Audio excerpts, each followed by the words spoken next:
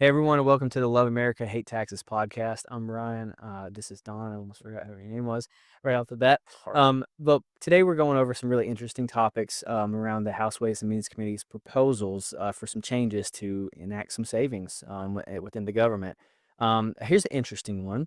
It's been proposed that there is an elimination of the head of household filing status, which is very interesting. Yeah, I've been working in tax planning for 37 years, Ryan, and I never realized that this was that substantial. So now, listen, they say marriage is grand and divorce is 100 grand.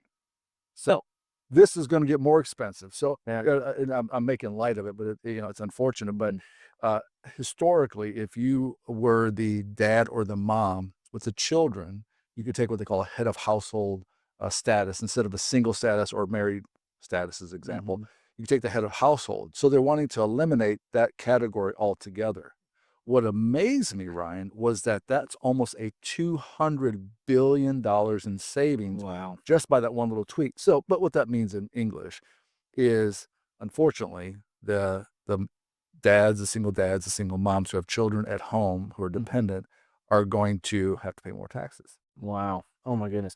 Yeah, I'm sure that's gonna affect a lot of people out there. So that's a very interesting one that they decided to bring that up. Yeah, yeah, So, yeah. Now, of course, these are all proposals. mhm. We won't know until we get further down, but I thought that was a pretty substantial $200 billion was pretty significant. Yeah. Uh, Now, that all being said, it's like anything else. It's hard to take away stuff. Mhm. If you'd been a single taxpayer with children and they give you some, you get child tax credit, things like that there, which you do as a head of household as well, then it's less painful. But when you have to come in and say, hey, you're not head of household anymore. Like if I'm having a conversation with one of my clients who's head of Mhm. household, oh, now you're going to be a single taxpayer. Mm. So it's going to be more taxing.